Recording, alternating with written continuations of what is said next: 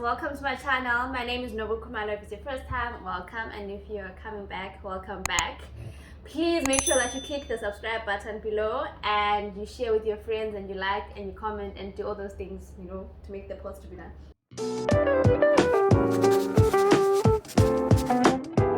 Anyway, so today I'm going to be telling you guys about my experiences in London, right? So I was back in South Africa a few weeks ago, and the thing is, since I left, I'm always in and out of South Africa, right? So one of my friends was trying to saying, why don't you just move back here, because clearly you can't stay away from SA. And I laughed about it, and I was like, if I could, I'll be on the first flight back.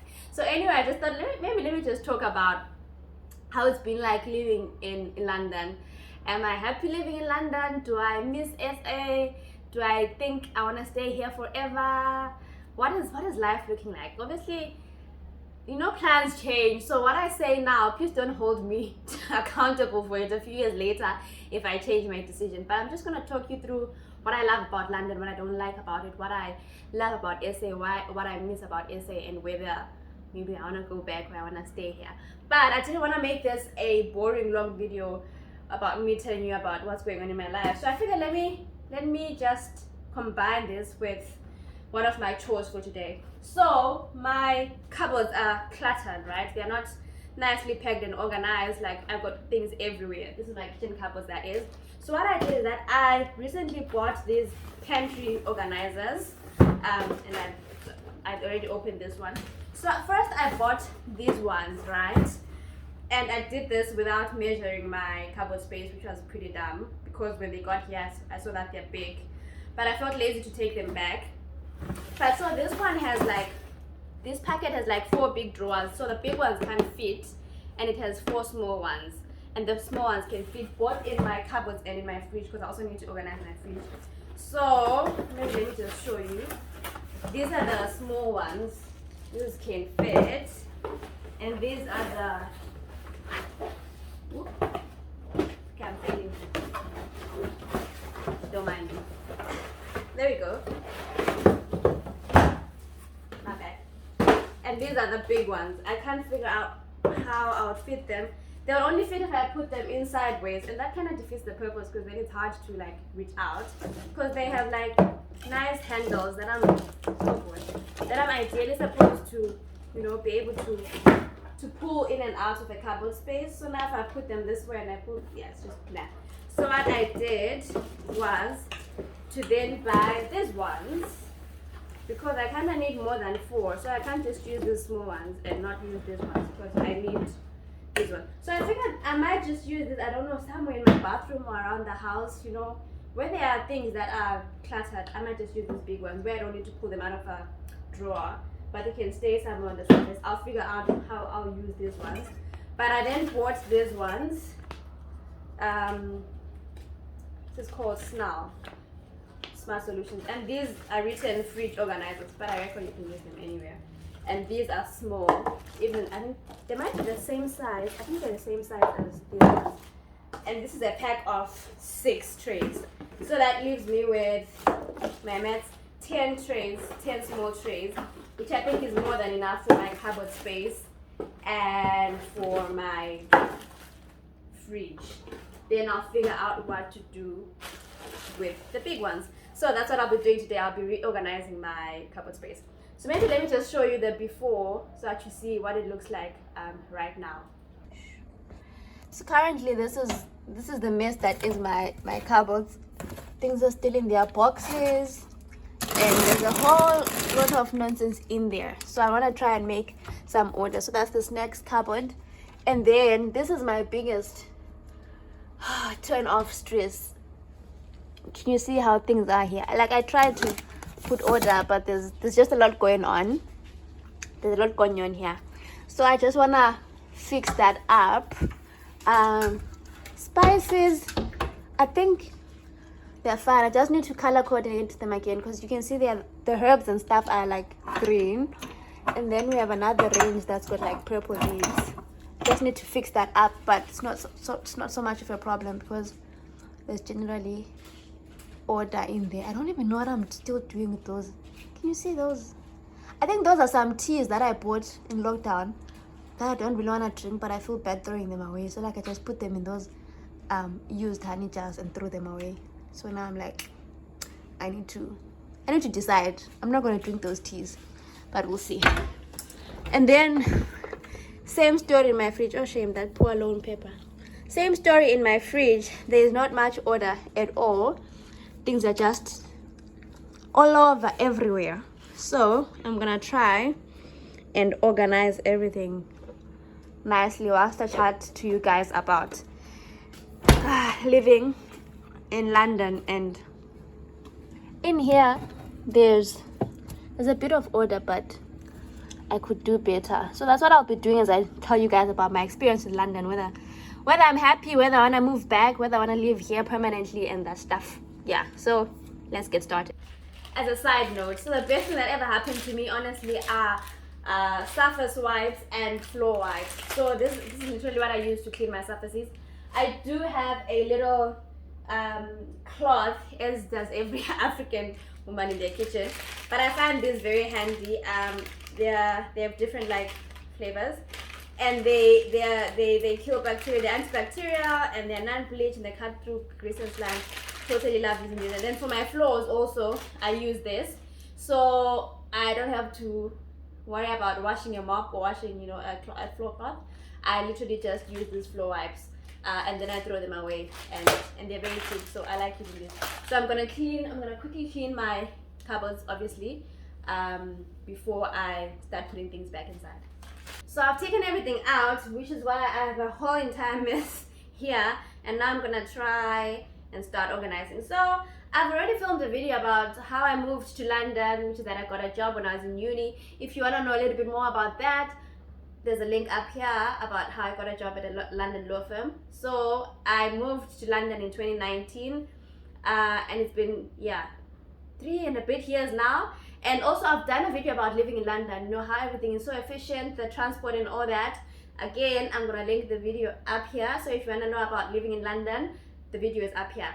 But so what I'm going to talk about right now is my general lived experiences, what I love about London or what I miss about SA, or a bit of both. So first things first, I think one thing I definitely wasn't ready for when I moved to London is how lonely the place can get, right? So when I moved in 2019, I moved sort of alone, because I wasn't married by then, so I didn't have my husband with me, so I moved alone. I wasn't completely alone, because I had a group of the people that I did the African clerkship with, for the work thing with. So I wasn't entirely alone. So I think in that respect I was a bit better, because I had a few people. But apart from that, I knew, and I still do know, quite a few people in and around the UK. But everyone is so busy, right? Like, it's hard to get to a point where let me put this down. Like, you might know a lot of people around, but this place is so busy that like there's just never any time to like hook up and do stuff. This is not to say there's never ever any time, but you get what I mean. Like, when you're coming from SA, I used to, after church, where you just go for a braai, or randomly, like your weekends are gonna be a chore. There's just always something happening on the weekends. Saturday evening or Sunday, you're gonna get together with some friends or some family and have a blast, or you're gonna drive out of town, So those things, like, I miss that a lot about SA, that feeling of community and having your people there and familiarity, right? Because there's one thing that you can build a community here in London, but also it doesn't really feel authentic. It doesn't feel like home, things like a chisanyama, right? You don't get those here. And just going to a place and everyone around you looks like you, right? Everyone around you is black like you. Everyone around you speaks a language that you can understand. But here, black people are the minority. So you go to some spaces and you kind of feel like some people are a bit uncomfortable if you guys get a bit loud, which is our nature. We Africans are naturally loud. And so you kind of always feel like you're imposing yourself in people's spaces.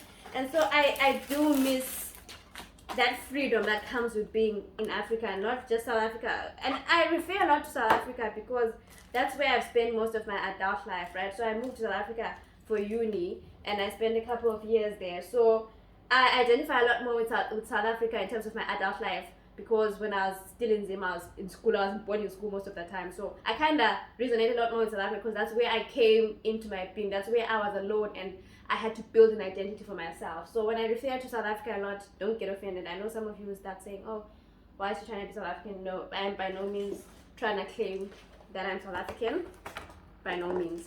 I just happen to relate a lot more with South Africa because that is where I've spent the longest time in my adult life, right? So yeah, I miss that a lot about living in SA. Just being able to hook up with people and do something over the weekend. I don't get to do that a lot here. Guys, I have my carpenter which my mom brought for me, and like soya beans, and I don't know if you guys, these are peanuts. My mom brought me these things, and these are ground nuts. I'm here to cook them, but yeah, I'm blessed. I have all these fun things that I'm here to cook over here. And then another thing, like things like the weather, you guys. I know some of you think the weather is not a big thing, but trust me, the weather can be a big factor. Like it's very gloomy here, and the fact that like even when summer comes, it literally just lasts like 2 minutes, because like our summer doesn't even last the whole 4 or so months that it's supposed to last. Literally, like it's here for 2 months, and even during those times, sometimes it's rainy, it's gloomy. It's just the weather just can be very depressing in this place. And so I miss that, predictable weather, warm weather, because in this place, it's just, I can deal with the cold, but the cold is like wet and rainy and gloomy. It's just depressing. And especially in winter, like the sun goes down at like 4 o'clock in the afternoon, and then it's dark until like 8 a.m. It's just like gloomy, and that can really be depressing, especially when you come from nice places like Zim, where our weather is like just perfect. So those are the things that I also miss. I think I'm gonna use this big one for these cupboards. These ones in here, where I have to fit things that way. I think I can use these ones for my cereals. Yeah, wow. Again, Serivika for my mom.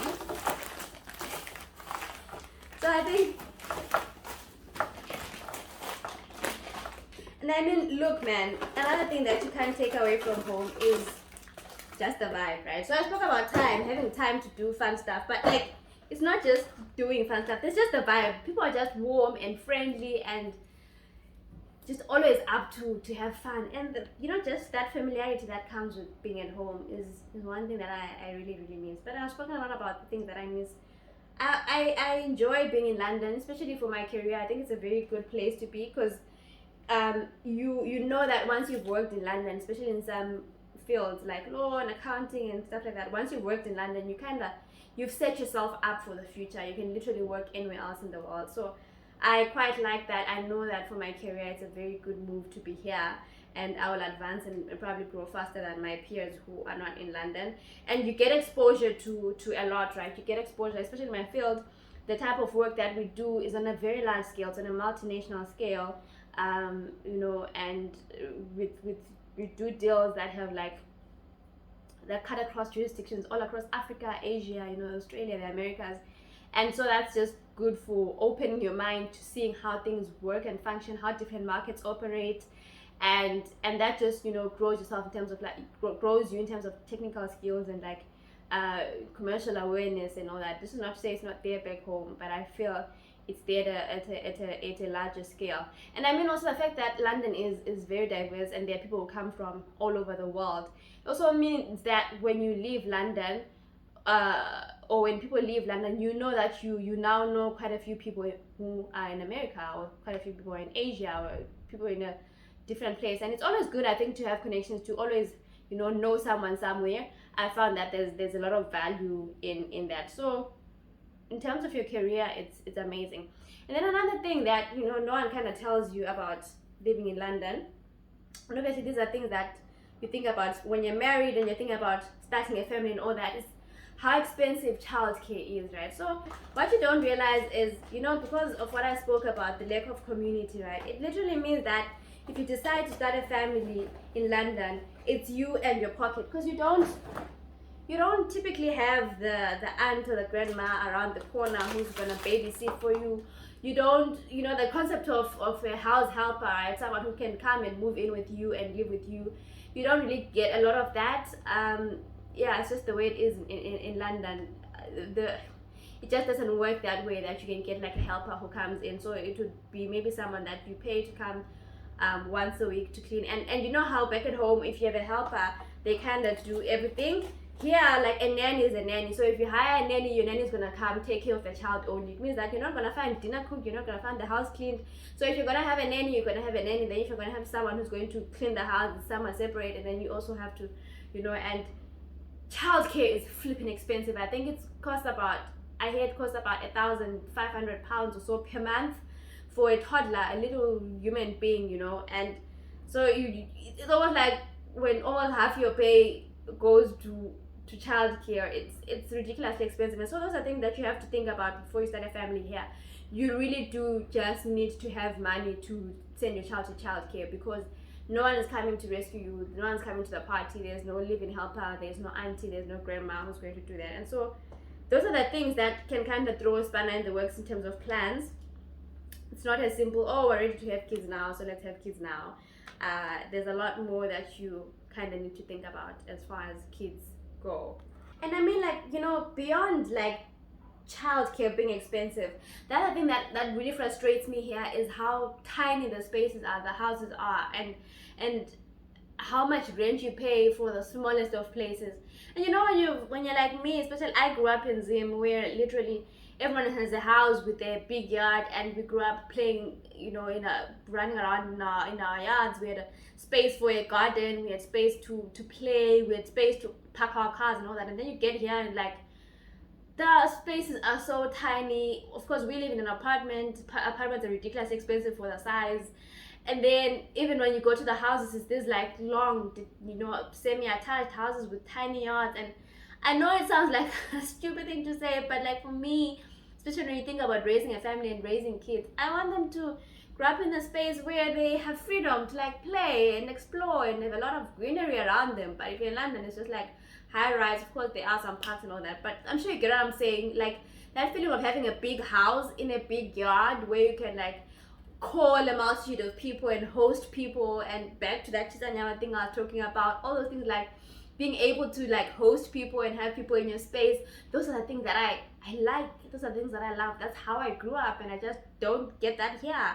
And these are some of the things that make us want to move back home, having space to like do your things. So yeah, it's like, it's in the grand scheme of things. I know it's easy to think, I mean, those are temporary, and those are small prices to pay for the good life. And yeah, you could say that if you want to say that, but for us, those are things that really matter, because career and all that aside, we're gonna build that. But when it comes to the things that really matter, what type of life do we wanna make for our kids, right? And let's go deeper into that also, the whole thing of like discipline, right? Children here are so ill-disciplined. Obviously this is a blanket statement, but and even now they're like, children here are generally ill-disciplined, and right now there's a big problem with gangsterism, right? And I know every country, every place has its problem where the youth are concerned, but right now there's a big problem with gangsterism. So we have a lot of kids, young kids and young girls who go missing and then are found. But what happens actually, that they get initiated into gangs. So they literally leave home, and the family is running frantic and crazy, thinking a child has been abducted. Meanwhile, they're going to an initiation camp, and it's for selling drugs mostly, right? So they use young teens, 13, 14, 15-year-old kids to distribute drugs for them. So that's a problem also. And generally, like, I feel like the place is very soft. The people are very like pro children, right? So for even yelling at kids or punishing kids and all that, you can literally have your kids taken away from you. For example, if for some reason you run late or you forget to pick up your kids because life is going on one random day, you could literally just like lose your kids over small things like that. So it feels like an African way of doing things, and yeah, it's just foreign, I guess, and I don't know, it's a bit unsettling. So I'm sure now the question is, okay, you told us what you love and what you don't quite love about London. Do you miss South Africa? I miss it a lot. Am I miserable in London? No, I'm not miserable. Would I stay in London forever? It's honestly, I've found that a lot of people who have lived here even for years kind of have a longing to go back to Zimbabwe or go back to South Africa. But it's not as simple. Oh, I miss home, so I'm just gonna move back home. There are a lot of moving parts that you have to think about. So obviously, like I said, you have to think about your career progression. If you move back home now, where you're going to end up? Of course, because you've worked in London, you're gonna end up in a good position still. But it's more of like, how about you stretch yourself a bit and you grow yourself a bit and form a name for yourself in the market, such that when you move back home, you're moving on your own terms and you can dictate the terms at which you move into a place, right? So there's those types of things to think about before just deciding to ditch everything and then quickly move back home. So right now the plan is to see how it goes. Honestly, right now I'm at a stage where we want to see how it goes in terms of like career, how fast we meet our career objectives, and generally how things are looking at whether we're in a good space to move back home with the least disruption to the quality of life that we'll be used to. And I know a lot of people will say, oh, if I ever left Zimbabwe, or if I ever left South Africa, I'd never move back. I get that, and there's merit in that, but for us right now, we want to see how this goes, but we definitely are considering moving back home sometime in the future. So for us, this is not we haven't felt like this is a place where we want to live forever. But like I said at the beginning, right, things change. So I don't know, maybe some people say give it a few more years and maybe you change your mind. Yeah, sure, if we change our minds in a couple of years, then great. But in terms of where we are now, where our headspace is now, we are at the place where we want to maximize our efforts right now and really do it big in terms of like saving up also, because like the pound is, I think it is the strongest currency in the world, I don't know. But in terms of like, you think in terms of strategy, in terms of what we can do right now with what we earn to invest back home, to make sure that we slowly but surely build a place for us to go back to. Because as nice as it sounds to just pick up and go, life is not that simple. You kind of have to think about, okay, I'm going back, but going back to what, right? So there are a lot of moving parts that we have to think about, but generally the direction is that we hope to one day move back home. So yeah, guys, so it's not that deep, right? It's just like a moving part, like I'm saying, and yeah, I do really miss South Africa, and I miss my people. Right now my sister lives in SA. I have a lot of friends in SA, friends that I went to uni with, and even friends that I didn't go to uni with, but people that I know from back home, and a lot of people are in SA, and a lot of people a lot of my people are back home. So I do miss that, and I am slowly building a community here, a community of friends also. So that is great as well, because it's not that lonely. And obviously I have my husband, so I'm not that lonely. But we still both miss, having our people around, just getting a job. But anyway, so yeah, those are my thoughts around living in London. So it's a great place for a career, but it can be very lonely. And I don't want to repeat what I already put in my previous video, but London's expensive, so you have to think about that also. If your job is going to give you enough money to sustain yourself here, and the healthcare is great, like I said, everything functions well. It's the first world. The transport is great, internet and all that is great. There's a lot to see, there's a lot to do, so those bases are covered. But anyway, guys, let me finish doing this, and yeah, I'll be back in a minute. So this is what this space looks like now. I've coordinated my spices nicely. I like the way it looks. I figured out what to do those tea bags, guys. I couldn't get myself to throw them out. I don't know what I'm going to do. I don't know. Anyway, that's that space. Moving on this side, I think I'm happy with how it looks. I put my tins on the one side, and then my grains, and then my other stuff, my timber and stuff on the other side. And this side I put like my spreads and my honey, and here I put like custard and things like that, and then side breadcrumbs, tomato paste and all that. And then I refilled some of these. I need to get more couscous, but otherwise that looks neat. And then I've organized also my snack space this is where I use the long ones. I put them in because this cupboard is like long going in there, so I put them in this way. And I've got my snacks here, and this is my biscuit tin, cookie tin, that's fine there. And then I moved my cereals and teas this side. I'm not too sure what to do about this one. I have my teas here, and then I moved my teas here, and what I did here is I put the teas here and the cereals outside. It's gonna make it a bit hard to reach. I'll figure out what to do about that, but for now this is what it looks like.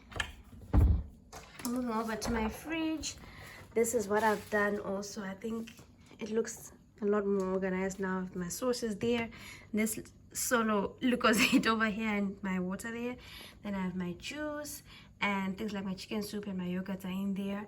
And then up there I have my spreads, because we really use spread anyway.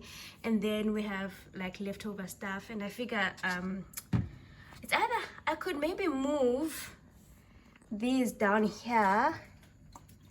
Maybe let me move these down here.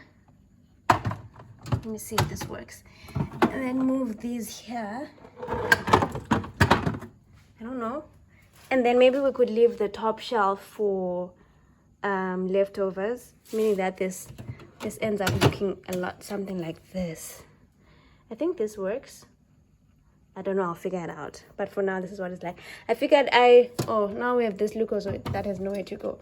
I'm gonna shove it in here for now. And then I figured let me just keep my vegetables in the vegetable rack. Hyper fresh, they're fine there anyway. I don't think I need to take them out of there and try and put them in the fridge. I think this works well either way. So there you have it, you guys. I'm finally done doing my kitchen. I had to stop talking and actually get the work done, because I realized that this video is going to end up being very long because I talk a lot and sometimes fail to multitask. I hope you enjoyed this little chit chat and like home style video. Let me know if you enjoy this kind of content, like little pockets into my life. And if you did, please like the video and share and comment. And also in the comment section below, please just let me know how you manage to keep order in your space, because I try, but things just always get out of hand anyway. So I'll be very happy to hear how you guys do it. Have a good week, and I'll see you guys again next time. Goodbye.